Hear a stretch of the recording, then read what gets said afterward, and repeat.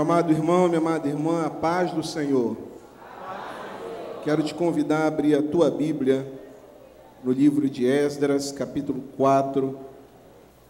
Se você puder também já deixar preparado aí o livro de Ageu, capítulo 1, para nós também fazermos a leitura. Esdras, vamos começar por Esdras, capítulo 4, e depois nós vamos ler Ageu, capítulo 1. Diz assim a palavra do Senhor. Esdras, capítulo 4. Ouvindo, pois, os adversários de Judá e Benjamim, diga adversários, que os que tornaram do cativeiro edificavam o templo ao Senhor Deus de Israel, chegaram-se a Zorobabel e aos chefes dos pais e disseram-lhes: deixai-nos edificar convosco, porque como vós buscaremos a vosso Deus, como também já lhe sacrificamos desde os dias de Esar-Adom, rei da Síria, que nos mandou vir para aqui. Porém Zorobabel e Jesua e os outros chefes dos pais de Israel lhe disseram: não convém que vós e nós edifiquemos casa a nosso Deus, mas nós, sós, a edificaremos ao Senhor, Deus de Israel, como nos ordenou o rei Ciro, rei da Pérsia. Todavia, o povo da terra debilitava as mãos do povo de Judá e inquietava-os no edificar, e alugaram contra eles conselheiros para frustrarem o seu plano todos os dias de Ciro, rei da Pérsia, até o reinado de Dario, rei da Pérsia. Versículo 24, para concluir a leitura de Esdras. Então cessou a obra da casa de Deus, diga, cessou a obra, que estava em Jerusalém, e cessou até o ano segundo do reinado de Dario, rei da Pérsia. Agora eu quero convidar você à leitura de Ageu, capítulo 1. Ageu, capítulo 1, livro do profeta Ageu, capítulo 1, diz assim a palavra do Senhor.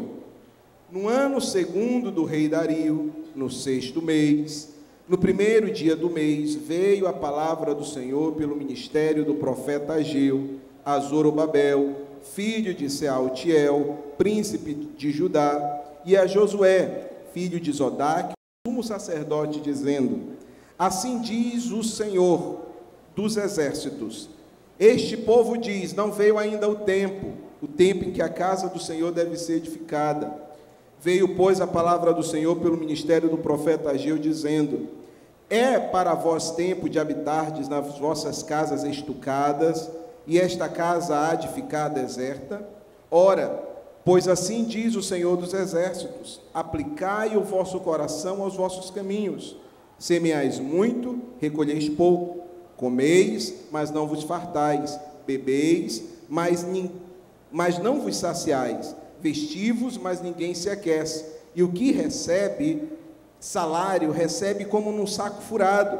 Assim diz o Senhor dos exércitos: aplicai o vosso coração aos vossos caminhos, subi o monte, trazei madeira, edificai a casa, e dela me agradarei, e eu serei glorificado, diz o Senhor. Olhaste para muito, mas eis que alcançaste pouco, e esse pouco, quando o trouxestes para casa, eu lhe assoprei. Por quê? Disse o Senhor dos exércitos: por causa da minha casa que está deserta, e cada um de vós corre à sua própria casa. Por isso, retém os céus o seu orvalho, e a terra retém os seus frutos. E fiz vir a seca sobre a terra, e sobre os montes, e sobre o trigo, e sobre o mosto, e sobre o azeite, e sobre o que a terra produz, como também sobre os homens, animais, e sobre todo o trabalho das mãos. Então ouviu Zorobabel, filho de Sealtiel, e Josué, filho de Zodaque, sumo sacerdote, e todo o resto do povo, a voz do Senhor seu Deus, e as palavras do profeta Ageu, como o Senhor seu Deus o tinha enviado. E temeu o povo diante do Senhor. Isso é importante, irmãos. Temeu o povo diante do Senhor. Então Ageu, o embaixador do Senhor, falou ao povo, conforme a mensagem do Senhor, dizendo: eu sou convosco, diz o Senhor. E o Senhor levantou o espírito de Zorobabel, filho de Sealtiel, príncipe de Judá, e o espírito de Josué, filho de Zodaque, sumo sacerdote, e o espírito do resto de todo o povo, e vieram e trabalharam na casa do Senhor dos exércitos, seu Deus, ao 24º dia do 6º mês, no 2º ano do rei Dario. Amém? Meus amados irmãos, é importante nós entendermos o contexto do texto. O povo de Israel foi levado cativo à Babilônia. Um cativeiro, um tempo de aflição que durou algo em torno de 70 anos. Observe, irmãos, que não foi um tempo fácil. Viver como cativo, viver no cativeiro, não é das melhores experiências. Mas chega uma hora que Deus decide virar o cativeiro. Olha aqui para mim, eu já falei isso para você e eu repito.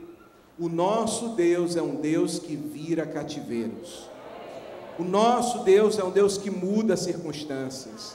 O nosso Deus é um Deus que liberta, que cura, que transforma, que opera milagres. O nosso Deus é um Deus que interfere na história. O nosso Deus é um Deus que muda cursos. Esse é o nosso Deus. A palavra diz que Deus inclina. Ah, mas pastor, mas existe o homem. Existe, mas eu creio num Deus cuja palavra diz que ele inclina até o coração do rei para onde ele quer, de acordo com a sua vontade. Esse é o Deus que nós servimos. E chegou uma hora que Deus decidiu virar o cativeiro de Israel. E o povo, Deus inclina o coração do rei, e o povo começa a regressar para Jerusalém. O povo começa a voltar a fim de reconstruir a cidade, os muros, mas também a fim de reconstruir o templo. E reconstruir o templo para aquele povo que antes estava exilado, significava uma restauração espiritual para Israel.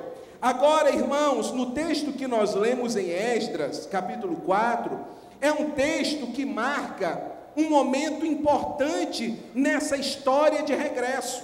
Por quê?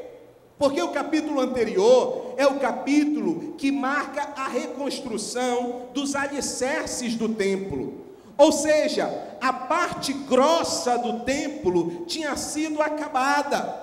Vamos lá, o baldrame, né, irmãos, já estava concluído. Ou seja, a parte nervosa do templo já estava edificada.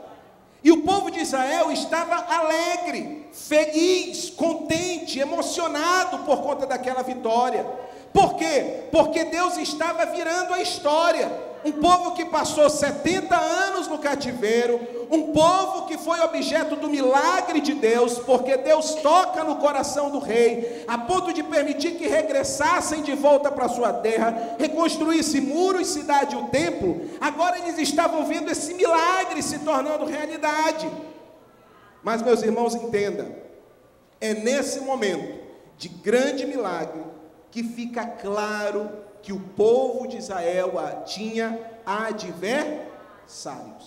Ele tinha o que, irmãos? Adversários. E essa é a primeira reflexão que eu quero fazer com você hoje. Que existem forças contrárias que se mobilizam com a mesma força e intensidade que o povo de Deus se mobiliza, no intuito de paralisar a marcha desse povo. Os irmãos estão entendendo a palavra, sim ou não? A isso nós damos o nome de retaliação. O que é retaliar? É um revide na mesma medida e com a mesma intensidade.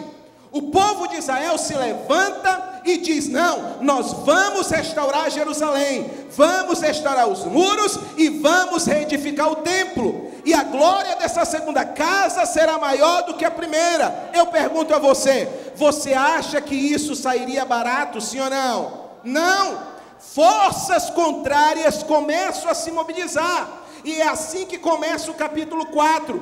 Adversários começam a engendrar um projeto, a arquitetar um projeto, no intuito de paralisar a marcha do povo de Deus.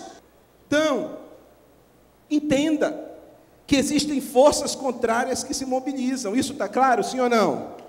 E sabe o que aconteceu? Eles conseguiram paralisar a obra, sim ou não, irmãos?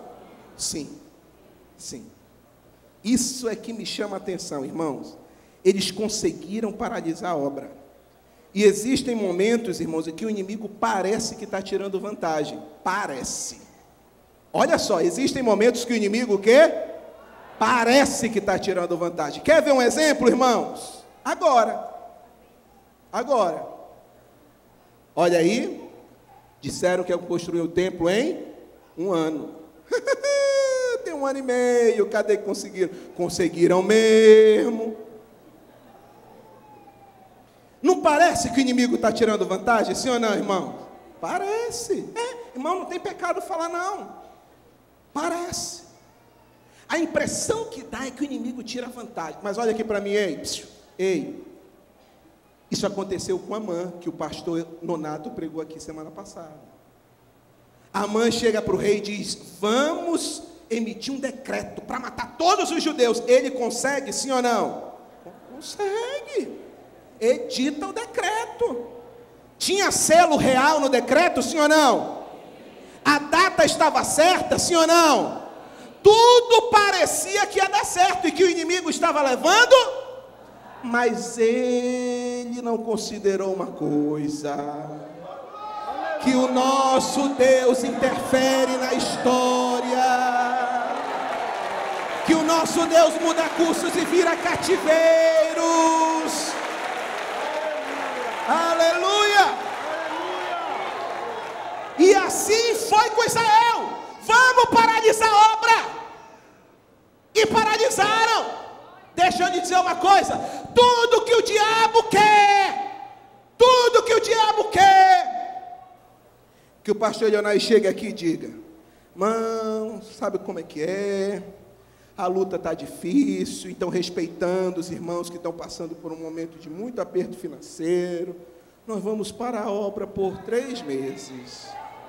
É ou não é isso que ele quer ouvir, irmãos? É. Irmãos, o povo de Israel parou. Tudo que o diabo quer é que você diga: não, quer saber, eu estou indo para a igreja, mas nada está mudando na minha vida. Sabe, eu estou servindo a Deus, mas olha a luta que eu estou passando. Eu vou abandonar esse Deus, eu vou deixar de servir a Deus. Tudo que o diabo quer é isso, é paralisar, irmãos. Tudo que o diabo quer é interromper a nossa caminhada de marcha com Deus. Tudo que ele quer é isso. É nessa hora que Deus levanta um homem corajoso, chamado Ageu. Qual é o nome dele? Vou concluir. Irmãos, a pregação é curtinha, só são 3 pontos, tá? Mantenha calma, que vai dar certo. Olha aqui, ó. Ageu.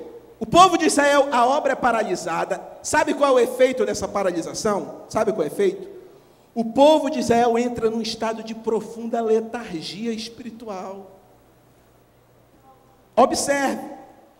O diabo conseguiu não apenas paralisar a obra, mas além de paralisar a obra, ele conseguiu provocar um clima de letargia espiritual. O que é letargia? É um clima de profundo sono. O que o diabo quer é que a igreja no Brasil durma. Está entendendo? Sim ou não? O diabo quer que ele vá ir para a televisão, para as mídias, ele quer assumir a política do Brasil, ele quer assumir o ambiente acadêmico do Brasil e começar a proliferar a sua cosmovisão iluminista, humanista, dizendo que propagando ideologia de gênero, propagando aborto, propagando uma família nos padrões diversos daquilo que a palavra diz, e ele espera propagar tudo isso e encontrar uma igreja o quê? Os irmãos estão entendendo a palavra, sim ou não? É isso que ele quer. Uma igreja dormente, sonolenta. Uma igreja não desperta. Uma igreja que não tem capacidade de reagir. Igreja tem que reagir. O diabo fala, a igreja grita. O diabo grita, a igreja berra. O diabo, irmãos, Quantos aqui, lá vou eu falar o que não deveria. Quantos assistiram o Rei Leão aqui, ó? Quantos? Não tem pegado não, irmãos, o pastor não vai brigar não. Vocês lembram quando ele vai treinar o rugido? Não é coisa ridícula. Assim é o diabo querendo berrar, irmãos. Porque ele não é leão de verdade. O Rei Leão é Jesus. Ele berra mais alto. E a igreja precisa rugir na mesma medida.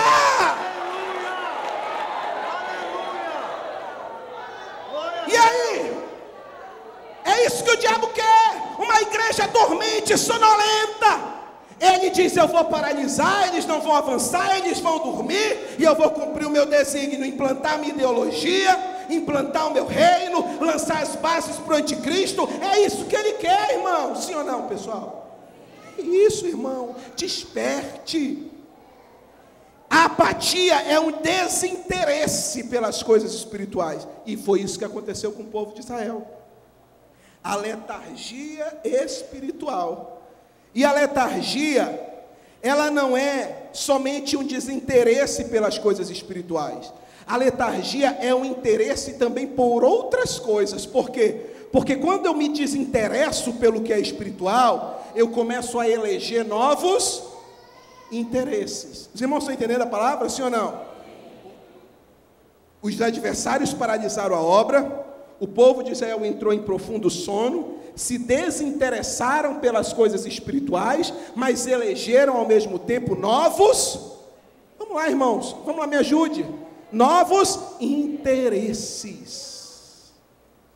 E aí é que é o problema, quando a igreja entra em sono, olha aí, quando a igreja entra em sono e passa a se desinteressar pelo que é espiritual, ela elege para si novos interesses. Aí quando o caboclo começa a dar mais, a se interessar mais pela sua vida profissional do que pela causa do Senhor, está entendendo a palavra, sim ou não? É quando o irmão e a irmã começa a valorizar mais a sua vida acadêmica do que a casa de Deus e a obra de Deus e a sua vida espiritual. É quando ele diz: não, eu estou cansado para fazer a obra, mas não está cansado para ir para o banho, para o shopping. Ele perde o interesse pelo que é espiritual e elege novos interesses. E esse é o segundo ponto, que a principal estratégia do adversário é construir um ambiente de letargia que vai afetar os nossos valores. Está entendendo a palavra, sim ou não? Está entendendo? Pois afeta os nossos valores. Irmãos, observe. Ageu entra em cena e ele diz: espera aí, pessoal, está tudo errado. Olha como é que está o templo. O templo está abandonado e vocês estão preocupados com o quê? Vamos lá. Suas próprias casas. Está aqui, ó. Pastor Elionai indo atrás, lutando pelo ar-condicionado. Mas já está o de 24 mil dentro daquele quarto de 4 metros quadrados. Está entendendo? Sim ou não, pessoal? Está entendendo? Pastor Elionai aqui lutando para sortear o Renault Kwid, e você pensando: quando é que eu vou trocar por aquela Land Rover? Os interesses mudam. Existem pessoas que estão sentadas na igreja, mas não tem nenhum interesse pelo que é espiritual e elegeu os interesses totalmente diversos do reino. E aí entra Jesus dizendo: buscai em primeiro lugar o reino de Deus e a sua justiça, e as demais coisas lhes serão acrescentadas. Sabe qual é o problema? A gente quer buscar primeiro as outras coisas que sejam acrescentadas, para do que sobrar, do que sobejar, e entregar para o reino de Deus. Está errado. Nós precisamos ter uma visão cristocêntrica, irmãos. Jesus no centro, Jesus prioridade. Ele é o meu valor, Ele é o meu fundamento, Ele é o meu estribo, Ele é meu alicerce. Eu estou fundamentado nele, alicerçado nele. Ele tem o primeiro lugar, Ele tem a primazia, Ele tem o trono. Irmãos, é fácil ter Jesus como Salvador, o difícil é tê-lo como Senhor da minha vida. E o povo de Israel, e Ageu entra para confrontar isso. Ei, Para de pensar no carro do ano, na casa do ano, no pagamento das contas, no cartão de crédito, na roupa de marca, na unha. Qual é a unha, aquela postiça? Qual é o nome? Na unha de, sei lá, de porcelana. Essa daí, vocês sabem. Para de pensar nisso. Pensa nas coisas do alto e coloca Jesus em primeiro lugar, a obra dele em primeiro lugar, a casa dele em primeiro lugar, a obra dele em primeiro lugar, a causa dele em primeiro lugar. Eu nunca vi alguém que coloque a causa do Senhor, o Senhor, a casa do Senhor em primeiro lugar, passando necessidade. Nunca vi um justo desamparado e nem a sua descendência mendigar o pão.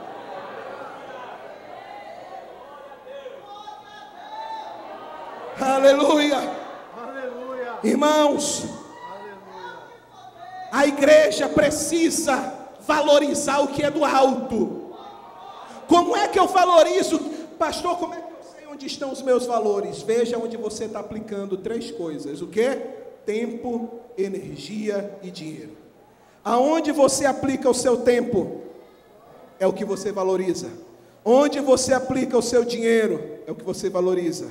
Onde você aplica a sua energia, o seu suor, é aquilo que você valoriza. Eu tenho um orientador técnico na empresa,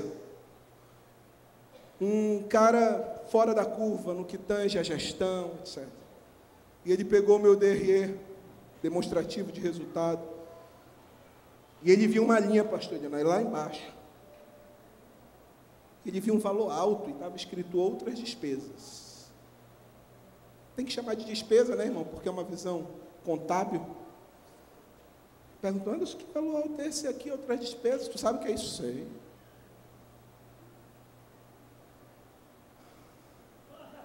Disse, o que é isso? Palavrinha bem pequenininha. Qual é o nome dela? Dízimo. Falou, mas tu dá tudo isso para a igreja? Eu falei, não, estou para o Senhor.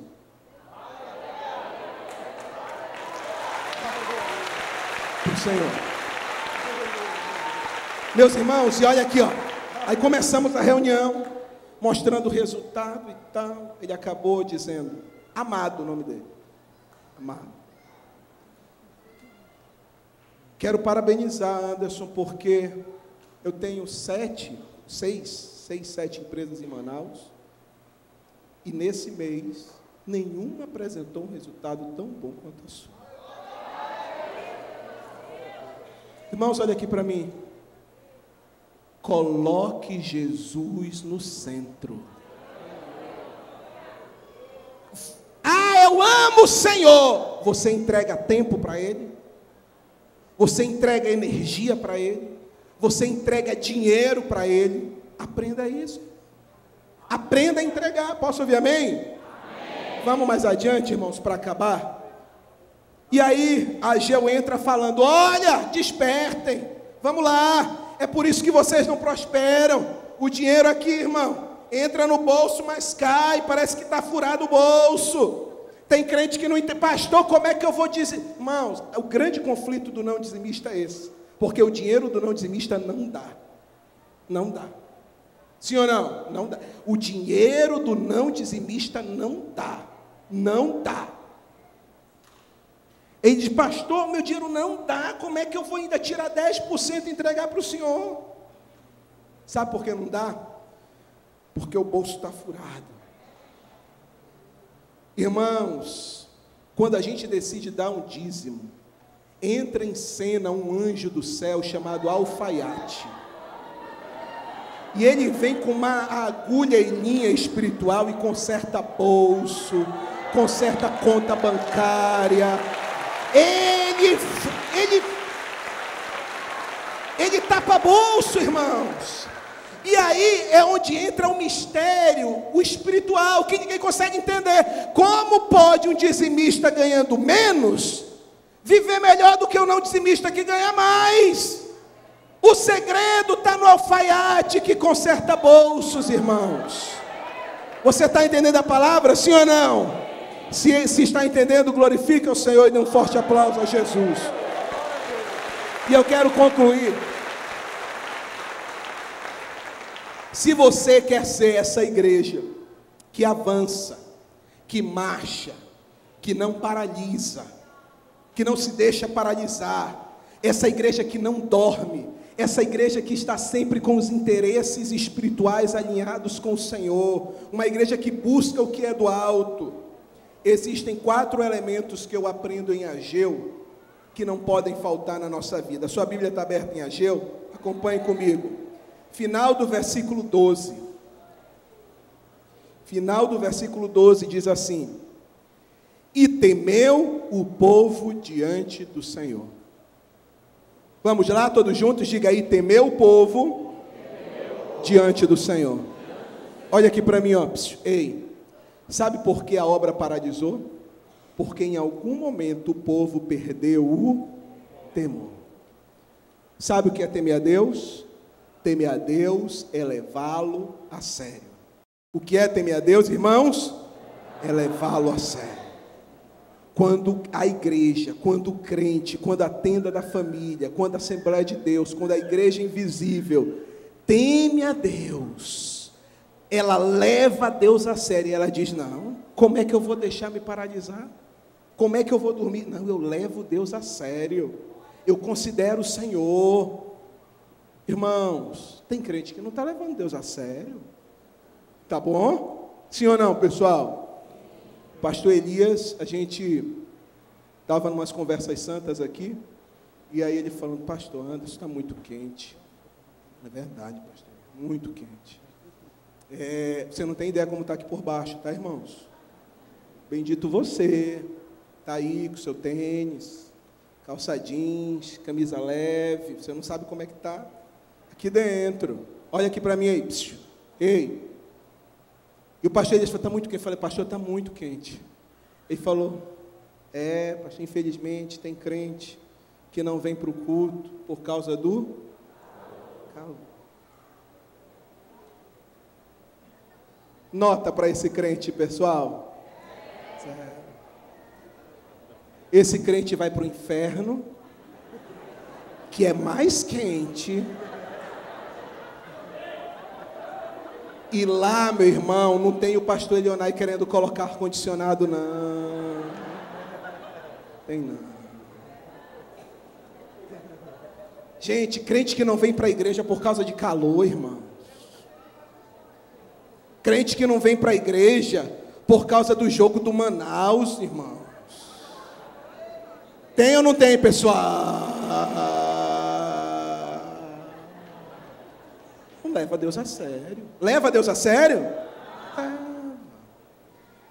Crente que vê aquelas poucas vergonhas na Bienal do Livro e não grita: isso é do cão! Leva Deus a sério? Não. Leva. Temor a Deus. Está aqui, versículo 12. E temeu o povo diante do Senhor. Segunda coisa, versículo 13. Então Ageu, conforme a palavra do Senhor, disse: eu sou convosco, diz o Senhor. A igreja que marcha, a igreja que não paralisa, a igreja que tem os seus valores nas coisas do alto, é uma igreja que tem a certeza de que Deus está com ela. Irmãos, sabe por que que nós nos mantemos firmes na construção desse templo? Porque nós sabemos que Deus está conosco. Certeza. Outra coisa, versículo 14: o Senhor levantou o espírito. O que é levantar o espírito? É dar coragem, ânimo, força. Uma igreja que não se cala, uma igreja que não paralisa, uma igreja que marcha. É uma igreja corajosa, valente, destemida, sem medo. E eu termino, irmãos, lá no final do versículo 14, eu concluo dizendo: e vieram e trabalharam na casa do Senhor. Uma igreja que avança, que não paralisa, que não dorme, que valoriza as coisas do alto, é uma igreja disposta a trabalhar para Deus. É uma igreja disposta a entregar tempo. Entregar o que, irmãos? Entregar energia. Entregar o que, irmãos? Energia para o Senhor. Suor para Deus. Trabalho para Deus. Amém? Que Deus os abençoe em Cristo Jesus.